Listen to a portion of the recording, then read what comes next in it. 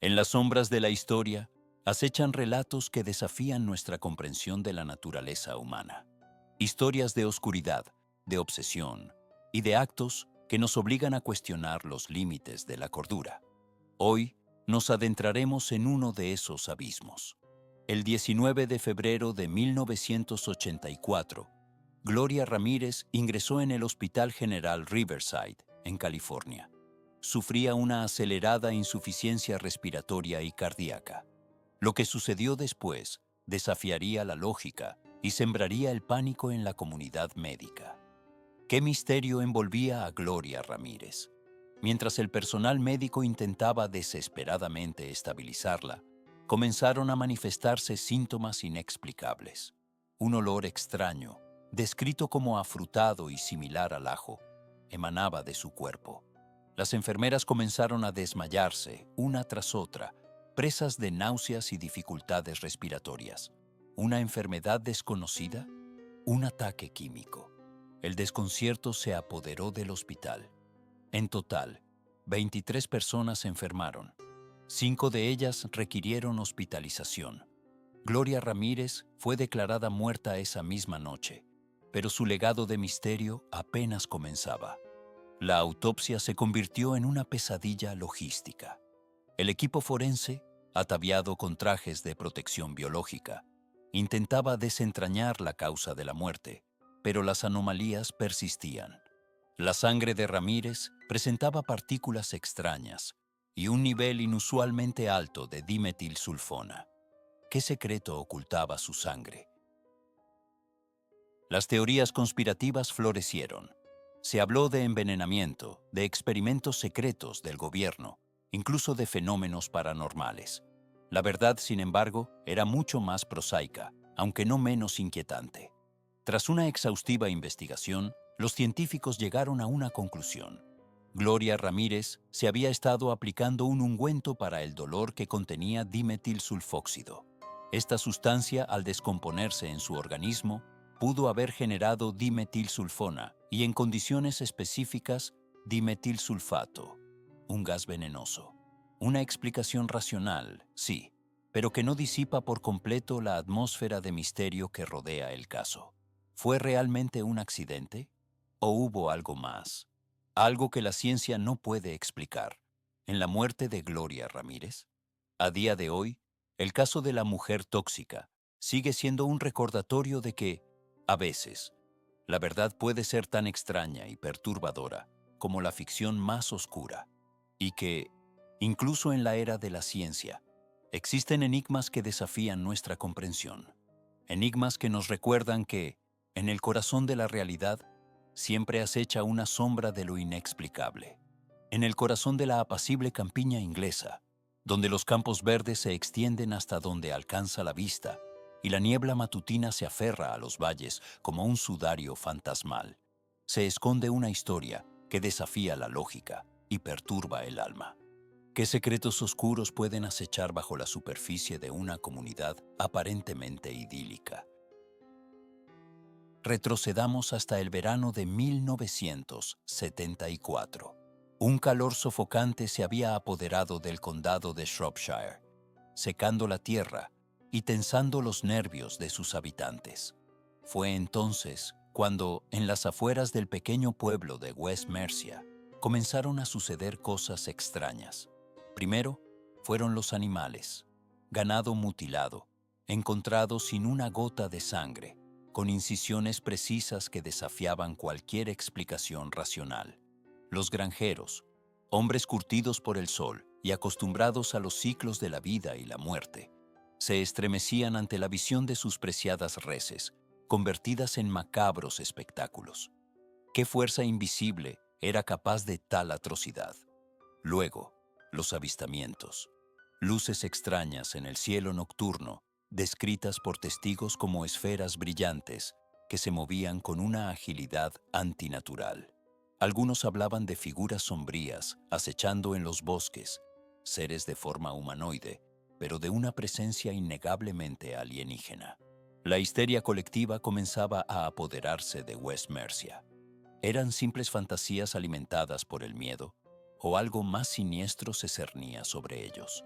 Pero lo más inquietante de todo fue el silencio. Un silencio antinatural que se apoderaba de los campos por la noche, ahogando el canto de los grillos y el ulular de los búhos. Un silencio que parecía presagiar algo terrible, algo que estaba más allá de la comprensión humana. ¿Qué clase de horror podía silenciar la propia naturaleza? Las autoridades locales, inicialmente escépticas, se vieron obligadas a tomar en serio la situación a medida que aumentaban los informes. Se formaron patrullas vecinales, armadas con escopetas y linternas, decididas a proteger sus hogares y familias de la amenaza invisible. Pero, ¿cómo luchar contra un enemigo que no se puede ver, que no se puede comprender? La investigación oficial pronto se estancó. Sin pruebas concretas, sin rastros físicos que pudieran explicar los extraños sucesos, el caso se archivó. Los avistamientos disminuyeron, los animales dejaron de ser mutilados y el silencio se desvaneció gradualmente. Pero el miedo persistió, como una cicatriz invisible en el alma de West Mercia. ¿Había terminado realmente la pesadilla? ¿O simplemente se había ocultado, esperando el momento oportuno para resurgir? Décadas después, los incidentes de West Mercia siguen siendo un misterio sin resolver. Algunos creen que fueron víctimas de un experimento militar secreto, otros que fueron visitados por seres de otro mundo, y otros, los más apegados a la Tierra, susurran sobre antiguas fuerzas oscuras que despertaron de su letargo.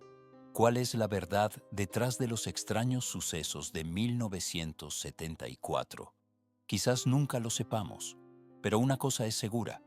En la tranquila campiña inglesa, a veces, los secretos más oscuros se esconden a plena vista, y a veces es mejor no desenterrarlos. En el corazón de la campiña inglesa, donde los campos verdes se extienden hasta un horizonte difuso, se alza una casa. No es una casa cualquiera, sino un monumento a una tragedia que se grabó a fuego en la memoria colectiva.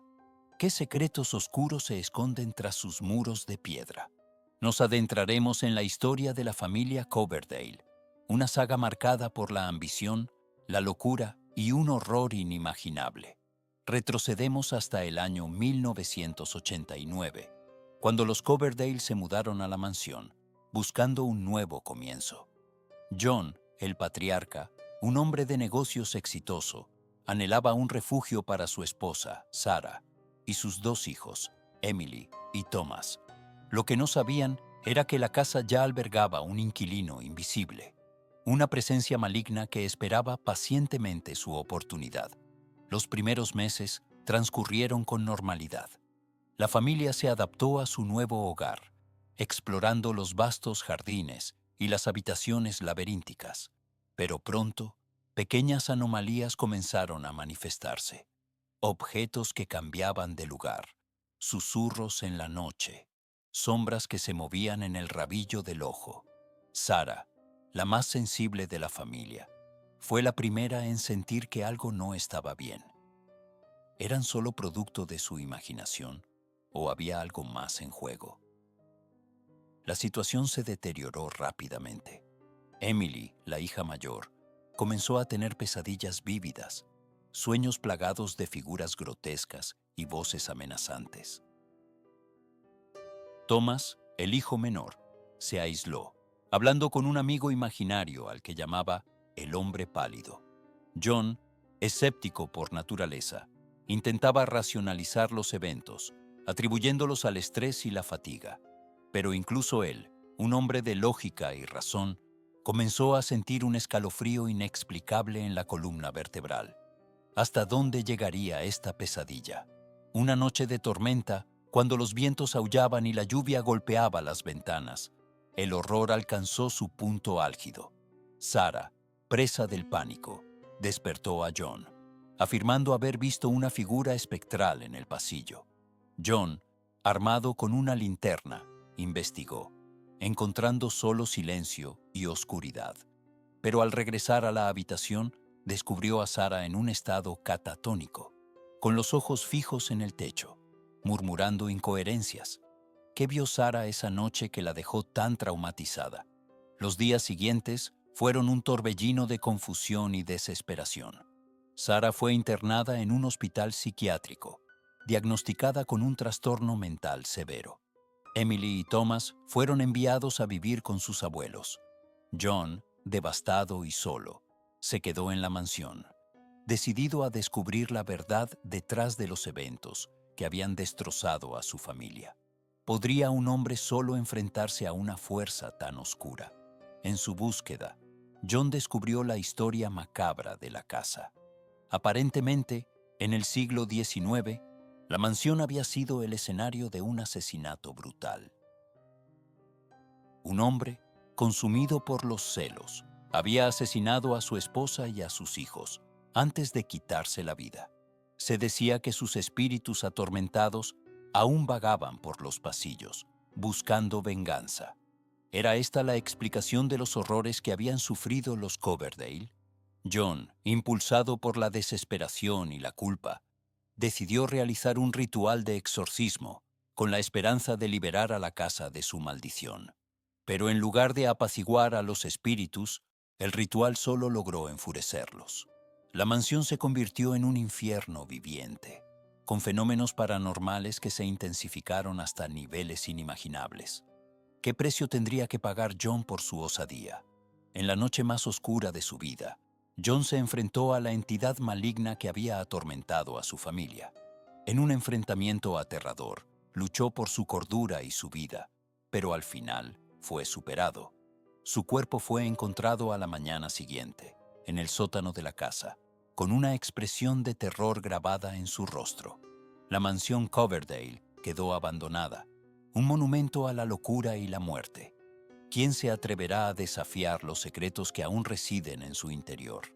La casa espera, en el corazón de la campiña inglesa, donde los campos verdes se extienden hasta el horizonte y la niebla matutina se aferra a la tierra como un sudario. Se esconde una historia que desafía la razón. Una historia de secretos enterrados, de vidas truncadas y de una maldad que acecha en las sombras. ¿Estás preparado para adentrarte en ella? 1974. La apacible aldea de Oman, en el condado de Suffolk, se vio sacudida por un suceso que destrozaría su tranquilidad para siempre. La familia Baxter, compuesta por los padres, Lionel y Marianne, y sus dos hijos pequeños, Sophie, de 6 años, y Timothy, de 4, desapareció sin dejar rastro. La casa de los Baxter, una pintoresca cabaña de piedra con un jardín floreciente, quedó inexplicablemente vacía. Las puertas estaban abiertas, la cena a medio preparar sobre la mesa y los juguetes de los niños esparcidos por el suelo. Era como si el tiempo se hubiera detenido de golpe. ¿Qué fuerza invisible se los había llevado? La policía local, desconcertada, inició una búsqueda exhaustiva. Cada rincón de la aldea fue rastreado. Cada pozo y cada arroyo fueron inspeccionados, pero no encontraron nada, ni una sola pista, ni un solo indicio que pudiera explicar la repentina desaparición de la familia. Semanas se convirtieron en meses, y la esperanza de encontrar a los Baxter con vida se desvaneció. El caso se enfrió, archivado como una tragedia sin resolver. Pero en Omán, el recuerdo de la familia perdida persistió, como una sombra que se alargaba sobre la aldea. 20 años después, en 1994, un grupo de excursionistas se extravió en los bosques cercanos a Omán. Buscando refugio de una tormenta inminente, tropezaron con una cabaña abandonada, oculta entre la maleza.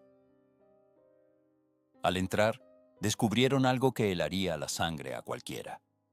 En el interior de la cabaña, encontraron los restos esqueléticos de 4 personas. Los análisis forenses confirmaron lo que muchos temían. Eran los restos de la familia Baxter. Pero lo más inquietante fue la forma en que murieron. Los esqueletos mostraban signos de tortura, huesos rotos, incisiones precisas y marcas de ataduras. Sugerían un sufrimiento prolongado y deliberado. ¿Quién podría ser capaz de tal crueldad? ¿Y por qué? La policía reabrió el caso, decidida a desentrañar el misterio de la familia Baxter. Pero cuanto más investigaban, más se adentraban en un laberinto de secretos oscuros y mentiras enterradas. Descubrieron que Lionel Baxter, el padre, tenía deudas de juego y que estaba involucrado en negocios turbios. Marian, la madre, sufría de depresión y había estado recibiendo tratamiento psiquiátrico. ¿Podría alguno de estos factores haber contribuido a su trágico destino? A medida que la investigación avanzaba, los detectives comenzaron a sospechar de los habitantes de la aldea. Oman era una comunidad unida, pero también guardaba sus propios secretos. ¿Alguien sabía más de lo que decía? Alguien estaba encubriendo la verdad. Finalmente, después de meses de arduo trabajo, la policía identificó a un sospechoso, Arthur Reeves, un vecino de los Baxter, que había estado obsesionado con Marianne. Reeves había sido visto cerca de la casa de los Baxter la noche de su desaparición y tenía antecedentes de violencia doméstica. Confrontado con las pruebas, Reeves confesó el crimen. Reveló que había estado enamorado de Marianne y que, al ser rechazado, había planeado vengarse de ella y de su familia. Los había secuestrado, torturado y asesinado, ocultando sus cuerpos en la cabaña del bosque. Arthur Reeves fue condenado a cadena perpetua y el caso de la familia Baxter finalmente se cerró. Pero la sombra de su tragedia aún se cierne sobre Oman, un recordatorio constante de la maldad que puede acechar incluso en los lugares más tranquilos. Y uno se pregunta, ¿cuántos secretos más permanecen ocultos bajo la superficie de la aparente normalidad? En los anales de la historia criminal, ciertas historias resuenan con una frialdad particular, relatos donde la depravación humana alcanza cotas inimaginables. Hoy, nos adentraremos en uno de esos abismos. El caso de Dennis Nielsen, un nombre que evoca escalofríos en el Reino Unido, es un compendio de soledad, brutalidad y una perturbadora normalidad. Cómo un hombre aparentemente común pudo convertirse en un monstruo capaz de perpetrar actos tan atroces. Nielsen nació en Fraserburgh, Escocia, en 1945. Su infancia, marcada por la ausencia paterna y la compleja relación con su abuelo, sentó las bases de una personalidad introvertida y solitaria. Tras servir en el ejército, se unió a la policía y posteriormente trabajó como funcionario. Una vida anodina, al menos en apariencia. Pero tras esa fachada de normalidad, se ocultaba una oscuridad creciente. A finales de la década de los 70, Nielsen comenzó a sentir una irresistible atracción hacia hombres jóvenes, a menudo sin hogar y vulnerables. ¿Qué le impulsó a cruzar la línea que separa la fantasía de la realidad? En 1978, Nielsen cometió su primer asesinato. Stephen Holmes, un joven de 14 años, fue la primera víctima de una serie de crímenes que aterrorizarían Londres durante los siguientes 5 años. Nielsen estrangulaba a sus víctimas, las bañaba y las mantenía en su apartamento durante días, incluso semanas, antes de deshacerse de los cuerpos. ¿Cómo logró mantener ocultos sus crímenes durante tanto tiempo? La respuesta reside en su metódica planificación y en la indiferencia de una sociedad que a menudo ignora a los marginados. Nielsen estranguló y asesinó al menos a 15 hombres jóvenes en sus apartamentos de Melrose Avenue y Cranley Gardens, en el norte de Londres. Sus métodos para deshacerse de los cuerpos eran macabros. Los diseccionaba, quemaba partes en hogueras y arrojaba restos por el inodoro, provocando obstrucciones que finalmente alertaron a las autoridades. En febrero de 1983, un fontanero que intentaba desatascar las tuberías del edificio de Cranley Gardens descubrió fragmentos de carne humana. La policía no tardó en llegar a la puerta de Nielsen. ¿Qué confesión les esperaba al otro lado? Nielsen, sin mostrar resistencia, admitió de inmediato sus crímenes.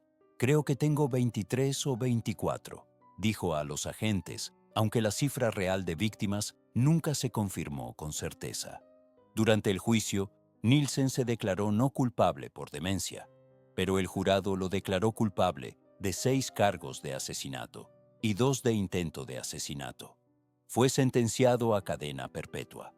¿Podría la sociedad haber evitado esta tragedia? ¿O Nielsen estaba predestinado a convertirse en el monstruo de Cranley Gardens? Denise Nielsen murió en prisión en 2018, a la edad de 72 años. Su legado es un recordatorio sombrío de la capacidad humana para la crueldad y de la fragilidad de la vida. Un eco de horror que persiste en la memoria colectiva. Una sombra que nos recuerda que el mal puede acechar en los lugares más insospechados y que, a veces, la normalidad es la máscara más perfecta para ocultar la monstruosidad. En los anales de la historia criminal, ciertas historias resuenan con una intensidad particularmente escalofriante, no por la magnitud de la carnicería, sino por la frialdad metódica, la perturbadora normalidad que oculta la depravación. Esta es una de esas historias. Retrocedamos hasta el verano de 1977. En Wichita, Kansas, un calor opresivo se cernía sobre la ciudad, un presagio silencioso de la oscuridad que estaba por llegar. Joseph James DeAngelo, un nombre que pronto se grabaría en los anales del horror, era entonces un joven oficial de policía, aparentemente indistinguible de sus compañeros. ¿Quién podría haber imaginado la pesadilla que incubaba en su interior? Durante los siguientes 12 años, DeAngelo aterrorizaría California bajo el alias de El Acosador Nocturno Original y el Asesino del Estado Dorado. Sus crímenes, una mezcla escalofriante de robos, violaciones y asesinatos, dejarían una cicatriz imborrable en la psique de la región. Pero antes de su reinado de terror en la costa oeste, antes de la notoriedad, existió Wichita. Fue allí, en Wichita, donde los primeros indicios de su monstruosidad comenzaron a manifestarse. Entre 1974 y 1979, una serie de brutales asesinatos sacudieron la ciudad. 10 víctimas, todas brutalmente torturadas y asesinadas. La policía estaba desconcertada, sin pistas sólidas, sin un patrón claro. Podría ser que el futuro asesino del Estado Dorado estuviera perfeccionando sus habilidades en las sombras de Kansas. La conexión entre los asesinatos de Wichita y DeAngelo permaneció en la oscuridad durante décadas. No fue hasta la llegada del análisis de ADN forense avanzado que la verdad, fría y despiadada, salió a la luz. El ADN recuperado de las escenas del crimen de Wichita coincidía con el ADN del asesino del Estado Dorado. La confirmación heló la sangre. El monstruo había comenzado su camino mucho antes de lo que nadie imaginaba. ¿Qué impulsó a DeAngelo a cruzar la línea, a transformarse de oficial de policía a depredador? ¿Fueron los horrores que presenció en la calle o una oscuridad latente que finalmente encontró una salida? Las respuestas, si es que existen, yacen enterradas en la mente torturada de un hombre que eligió el mal sobre la decencia. Joseph James DeAngelo fue finalmente arrestado en 2018, décadas después de sus crímenes. Se declaró culpable para evitar la pena de muerte y fue sentenciado a 11 cadenas perpetuas, sin posibilidad de libertad condicional. Pero incluso tras las rejas, la sombra de sus actos continúa proyectándose sobre las vidas que destrozó. Los asesinatos de Wichita, durante tanto tiempo un caso sin resolver, ahora forman parte del macabro legado de uno de los asesinos en serie más prolíficos de Estados Unidos. Una prueba escalofriante de que el mal puede esconderse a plena vista, esperando el momento oportuno para desatar su furia. Y nos recuerda, con una frialdad penetrante, que los monstruos no siempre se esconden debajo de la cama. A veces patrullan nuestras calles. En los anales de la historia criminal, ciertos casos resuenan con una intensidad particularmente escalofriante, no por la brutalidad del acto en sí, sino por la sombra de lo inexplicable que proyectan. Prepárense, porque hoy nos adentraremos en uno de esos abismos. El 19 de febrero de 2004, la aparente tranquilidad de Madrid se vio abruptamente interrumpida. En un modesto apartamento del barrio de Lavapiés, un descubrimiento macabro aguardaba a las autoridades. El cuerpo sin vida de Jesús María Baranda, un hombre de 63 años, yacía en el suelo, rodeado de un silencio que gritaba horrores. ¿Qué secretos ocultaban las paredes de ese hogar? La escena era desconcertante. No había señales de forcejeo, ni indicios de robo. La puerta estaba cerrada por dentro, sugiriendo un aislamiento absoluto. Pero lo más perturbador era la propia víctima. Baranda presentaba múltiples heridas de arma blanca, infligidas con una precisión quirúrgica que helaba la sangre. La policía se enfrentaba a un enigma: suicidio, improbable, dada la naturaleza de las heridas. Asesinato, posible. Pero, ¿cómo explicar la ausencia de una vía de escape para el perpetrador? La investigación se centró en el círculo cercano de Baranda. Vecinos, familiares, conocidos, todos fueron interrogados, pero ninguno pudo ofrecer una pista sólida. La vida del fallecido parecía anodina, sin enemigos aparentes, sin rencillas conocidas. Un hombre común, atrapado en una pesadilla incomprensible. Pero la verdad, como una sombra escurridiza, a veces se revela en los detalles más insignificantes. Un examen más minucioso del apartamento reveló un elemento discordante: una serie de símbolos extraños, pintados con sangre en las paredes, figuras geométricas, espirales, runas arcaicas, un lenguaje visual que parecía evocar rituales oscuros y propósitos inconfesables. ¿Qué significado oculto encerraban esos símbolos? ¿Eran la clave para desentrañar el misterio de la muerte de Jesús María Baranda? A medida que la investigación avanzaba, los detectives se toparon con un dato inquietante. Baranda había estado obsesionado con el ocultismo y las ciencias esotéricas.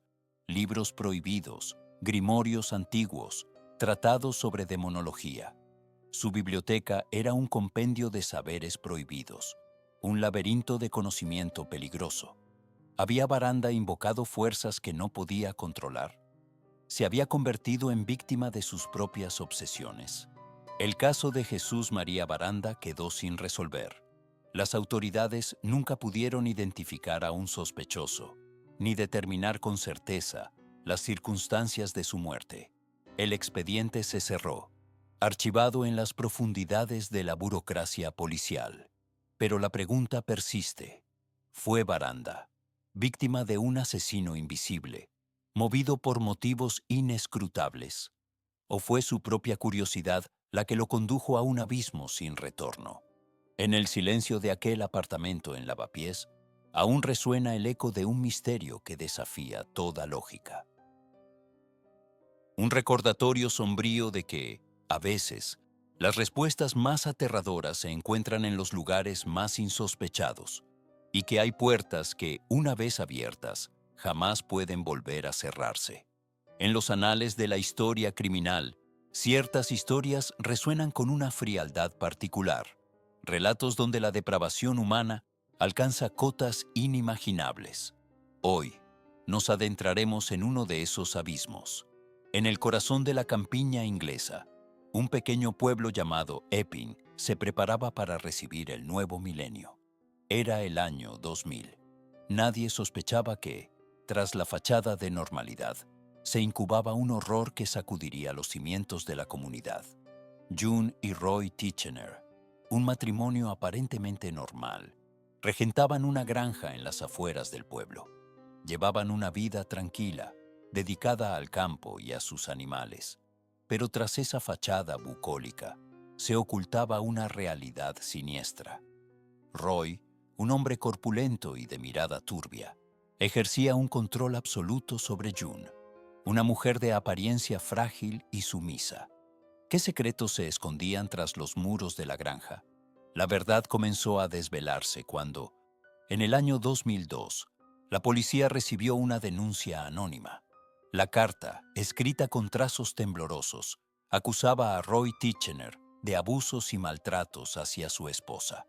Los agentes, escépticos al principio, decidieron investigar. Lo que encontraron superó sus peores pesadillas.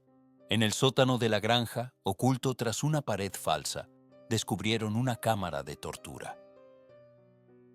Instrumentos de metal afilados, cadenas y correas colgaban de las paredes. El hedor a sangre y descomposición impregnaba el aire. Pero lo más aterrador estaba por llegar. En un rincón oscuro, encontraron el cuerpo de June Titchener. Había sido torturada y asesinada.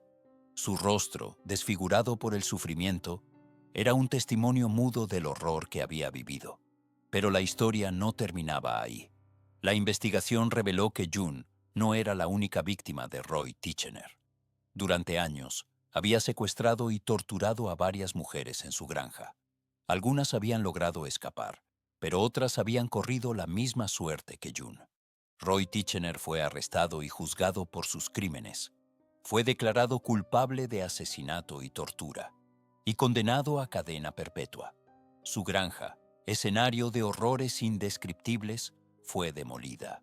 Pero la memoria de las víctimas y la brutalidad de sus actos permanece como un recordatorio sombrío de la capacidad humana para la maldad. Un eco persistente en la tranquila campiña de Epping. Un recordatorio de que, a veces, el monstruo vive al lado. En los anales de la historia criminal, ciertas historias resuenan con una particular nota de horror, un eco de la oscuridad que acecha bajo la superficie de la civilización. Hoy nos adentraremos en una de esas historias, un caso que desafía la comprensión y nos obliga a confrontar la fragilidad de la inocencia. ¿Qué secretos yacen ocultos tras una fachada de normalidad? Nos trasladamos a la apacible localidad de Newtown, Connecticut, en los Estados Unidos de América. Era el 14 de diciembre de 2012, un día que comenzaría como cualquier otro, pero que pronto se convertiría en sinónimo de una tragedia inimaginable. En la escuela primaria, Sandy Hook, un joven de 20 años llamado Adam Lanza, perpetró un acto de violencia que dejaría una cicatriz imborrable en la comunidad y en la conciencia colectiva. Armado con un rifle Bushmaster AR-15 y varias pistolas, Lanza irrumpió en la escuela y desató un infierno de balas. ¿Qué motivó a este joven a cometer un acto tan atroz? 20 niños de entre 6 y 7 años perdieron la vida en ese fatídico día. Sus nombres, ahora grabados en la memoria colectiva, son un recordatorio constante de la brutalidad de la que es capaz el ser humano. Además de los niños, 6 adultos, valientes educadores que intentaron proteger a sus alumnos, también fueron asesinados. La masacre de Sandy Hook conmocionó al mundo. Las imágenes de los rostros inocentes de las víctimas inundaron los medios de comunicación, generando una ola de dolor e indignación.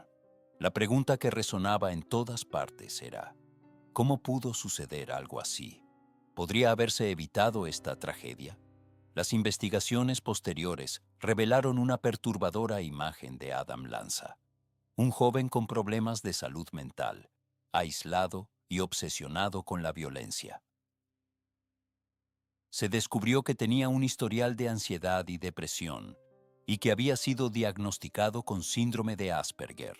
Sin embargo, estas explicaciones no lograban mitigar el horror de sus actos. El debate sobre el control de armas se intensificó tras la masacre de Sandy Hook. Muchos exigieron leyes más estrictas para evitar que armas de asalto como el rifle utilizado por Lanza cayeran en manos de personas peligrosas. Pero, hasta el día de hoy, la controversia persiste. ¿Es la sociedad cómplice silenciosa de estos actos de barbarie? La escuela primaria Sandy Hook fue demolida y reemplazada por un nuevo edificio, un símbolo de esperanza y renovación. Pero el recuerdo de la tragedia permanece, un recordatorio constante de la oscuridad que puede acechar en los lugares más inesperados. La masacre de Sandy Hook no es solo una historia de horror, sino también un llamado a la reflexión. nos obliga a examinar nuestra sociedad, a abordar los problemas de salud mental y a cuestionar la cultura de la violencia que nos rodea. Porque, en última instancia, la mejor manera de honrar la memoria de las víctimas es aprender de esta tragedia y trabajar para evitar que se repita. ¿Qué legado dejaremos a las futuras generaciones? En el corazón de la campiña inglesa, donde los campos verdes se extienden hasta donde alcanza la vista y la niebla se aferra a la tierra como un sudario fantasmal, se esconde una historia que hiela la sangre. Una historia de secretos enterrados, de inocencia perdida y de una maldad tan profunda que desafía la comprensión. Prepárense, porque lo que están a punto de escuchar no es un cuento de fantasmas, sino un relato real, documentado, de los horrores que pueden acechar en los lugares más insospechados. ¿Están listos para adentrarse en la oscuridad? Retrocedamos hasta el verano de 1966. Un calor sofocante se había apoderado del condado de Worcestershire, Inglaterra. Los días eran largos y bochornosos, y las noches ofrecían poco alivio. Fue en este ambiente opresivo donde desapareció Christine Carpenter, una niña de 7 años. Christine fue vista por última vez jugando cerca de su casa, en la pequeña aldea de Rushwick. Vestía un vestido azul y sandalias blancas, y su cabello rubio brillaba bajo el sol. Testigos la recuerdan riendo, mientras perseguía mariposas en un campo cercano. Pero al caer la tarde, Christine se desvaneció sin dejar rastro. La desaparición de Christine Carpenter conmocionó a la comunidad. Se organizaron búsquedas masivas, con voluntarios rastreando cada rincón del campo y del bosque circundante. La policía interrogó a vecinos y conocidos, buscando cualquier pista que pudiera llevarlos a la niña. Pero los días se convirtieron en semanas y Christine seguía sin aparecer. La esperanza comenzó a desvanecerse, reemplazada por un miedo sombrío y persistente. ¿Qué le había ocurrido a Christine? ¿Dónde estaba? La respuesta, cuando finalmente llegó, fue más aterradora de lo que nadie podría haber imaginado. Casi un mes después de la desaparición de Christine, un granjero que araba un campo cerca de Rushwick hizo un descubrimiento macabro. Bajo la superficie de la tierra, encontró el cuerpo de una niña. Era Christine Carpenter. La autopsia reveló que Christine había sido estrangulada. Su cuerpo presentaba signos de abuso. La policía inició una investigación exhaustiva, decidida a llevar a su asesino ante la justicia. Pero el caso pronto se estancó. No había testigos ni pruebas forenses concluyentes. El asesino de Christine Carpenter parecía haber desaparecido en el aire.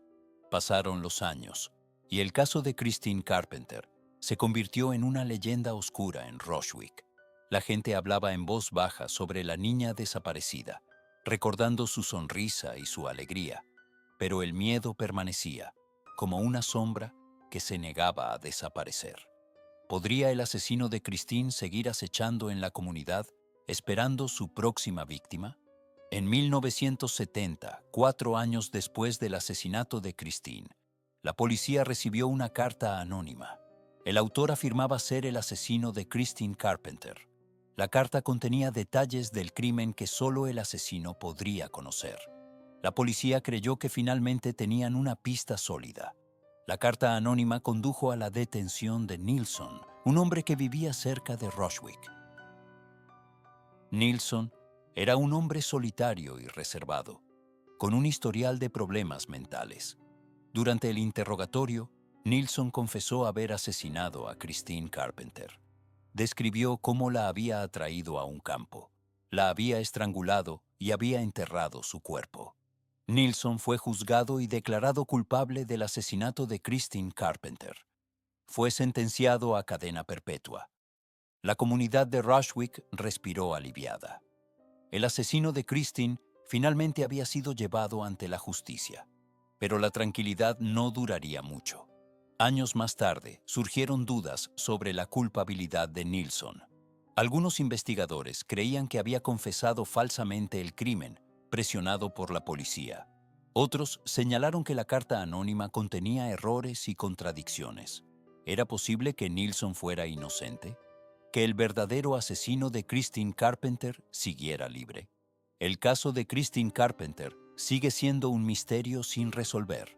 Aunque Nilsson fue condenado por su asesinato, las dudas persisten. La verdad sobre lo que le ocurrió a Christine Carpenter en el verano de 1966 puede que nunca se conozca por completo.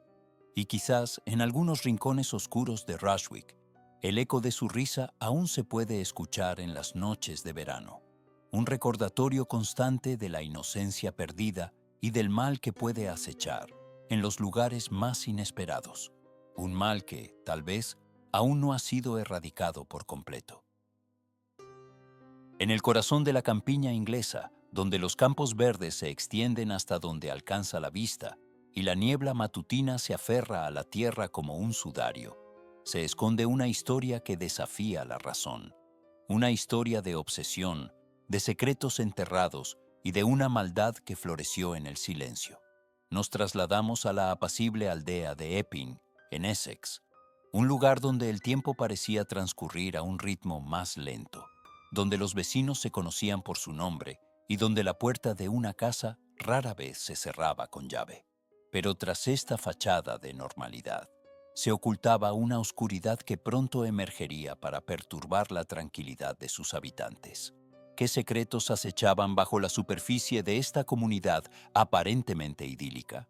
La protagonista de nuestra historia es Sarah Walker, una joven de 23 años con una vida aparentemente ordinaria.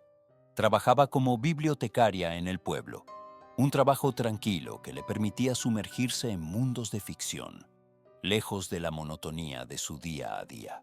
Pero Sarah tenía una peculiaridad, una fascinación por lo macabro, por los crímenes sin resolver y por las historias de fantasmas que circulaban por la región. Una afición que, sin saberlo, la arrastraría a un abismo de terror. ¿Hasta dónde la llevaría su curiosidad? Todo comenzó con un antiguo diario, encontrado entre las páginas polvorientas de un libro olvidado. Un diario que narraba los horribles sucesos que habían tenido lugar en Epping hacía más de un siglo. Sucesos que involucraban a una familia adinerada, los Blackwood, y a una serie de desapariciones inexplicables. Un relato escalofriante que hablaba de rituales oscuros, de pactos con entidades desconocidas y de una casa, la mansión Blackwood, que parecía estar impregnada de una presencia maligna. ¿Podría ser que las leyendas fueran algo más que simples cuentos para asustar a los niños? Sarah se obsesionó con el diario, dedicando horas a descifrar sus pasajes crípticos y a investigar los hechos que relataba. Cuanto más profundizaba, más se convencía de que la historia de los Blackwood era real, de que algo terrible había ocurrido en Epping y de que la verdad aún estaba oculta, esperando ser descubierta. Pero su búsqueda de la verdad no estaría exenta de peligros. ¿Qué fuerzas oscuras se opondrían a que desenterrara el pasado? Pronto, Sarah comenzó a experimentar extraños sucesos, ruidos inexplicables en su casa, sombras que se movían en la periferia de su visión, sueños perturbadores que la dejaban con una sensación de angustia inexplicable. Sentía que alguien, o algo, la estaba observando, que no estaba sola. ¿Era su imaginación jugando una mala pasada? ¿O era la mansión Blackwood, o algo relacionado con ella, intentando comunicarse con ella? A pesar del miedo, Sarah se negó a abandonar su investigación. Estaba decidida a descubrir la verdad, a desentrañar el misterio de los Blackwood y a dar voz a las víctimas olvidadas. Pero a medida que se acercaba a la verdad, el peligro se intensificaba. Las amenazas se volvieron más directas, los sucesos más aterradores. Sarah se dio cuenta de que se había adentrado en un terreno peligroso, que había despertado a fuerzas que no comprendía. ¿Podría escapar de las garras de la oscuridad antes de que fuera demasiado tarde? La noche más oscura de todas, Sarah decidió visitar la mansión Blackwood, una estructura imponente y abandonada que se alzaba en lo alto de una colina.